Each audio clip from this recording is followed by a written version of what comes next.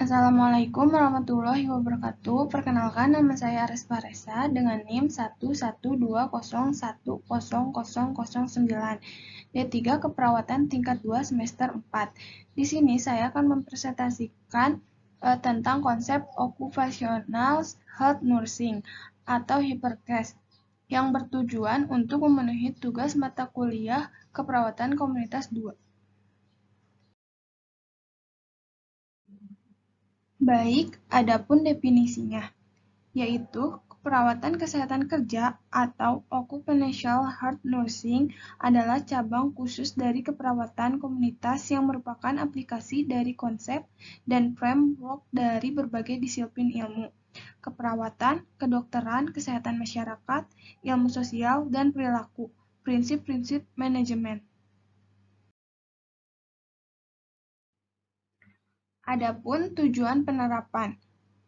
Tujuan penerapan Occupational Health Nursing yang dilaksanakan oleh penyelarasan antara aspek pekerja yang meliputi beban kerja dan kapasitas pekerja dengan aspek lingkungan kerja. Tujuan penerapan keperawatan keselamatan dan kesehatan kerja yaitu meningkatkan dan memelihara status kesehatan pekerja, serta melindungi pekerja dari kecelakaan kerja dan faktor risiko bahaya di tempat kerja. Dalam konteks lingkungan kerja yang sehat dan aman, American Association of Occupational Health Nursing (AAON) dalam NICE dan Swanson, Stafford, dan Lancaster.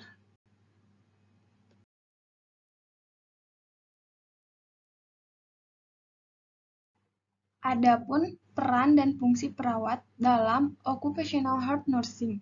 Peran dan fungsi perawat kesehatan kerja pada beberapa dekade sebelumnya peran dan fungsi OHN hanya terfokus pada penanganan kasus kegawat daruratan dan penyakit akut yang dialami pekerja di tempat kerja. Maka saat ini peran dan fungsi menjadi lebih luas dan kompleks. Adapun kedelapan peran tersebut yaitu 1. Pemberi pelayanan kesehatan, 2. Penemu kasus, 3. Pendidik kesehatan, 4. Perawat pendidik, 5. Pemberi layanan konseling, 6. Manajemen kasus, 7. Konsultan, serta 8. Meneliti. Berdasarkan peran tersebut, maka fungsi Occupational Health Nursing adalah 1. Melakukan supervisi terhadap kesehatan pekerja, 2. Melakukan surveillance terhadap lingkungan kerja, 3. Mencegah terjadinya kecelakaan kerja, 4. Mencegah terjadinya penyakit akibat kerja, 5. Penata laksanaan penyakit baik yang berhubungan maupun yang tidak berhubungan dengan pekerjaan, kecelakaan di tempat kerja, serta pelayanan kesehatan dasar. 6. Mengatur dan mengkoordinasikan upaya pertolongan pertama di tempat kerja. 7. Melakukan promosi kesehatan dan pencegahan penyakit di tempat kerja. 8.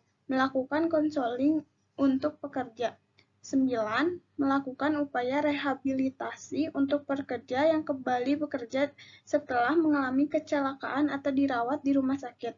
10. Melakukan pencatatan dan pelaporan kesehatan kerja.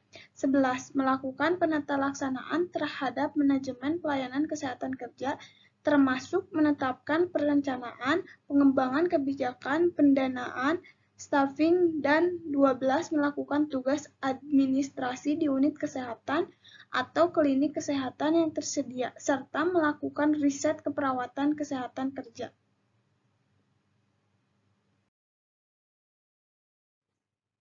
Yang terakhir, adapun faktor-faktor yang mempengaruhi kesehatan pekerja.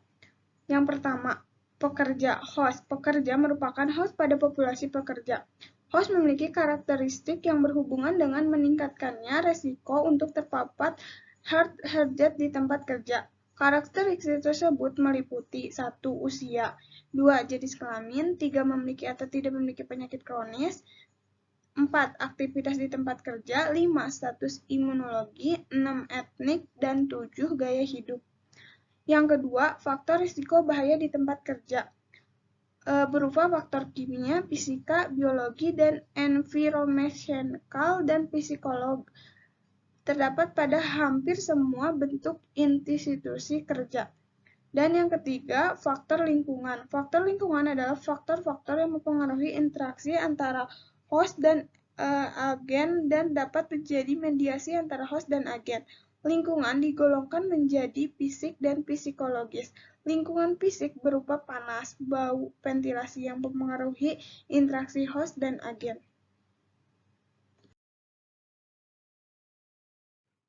Sekian presentasi dari saya. Kurang lebihnya mohon dimaafkan. Terima kasih. Wassalamualaikum warahmatullahi wabarakatuh.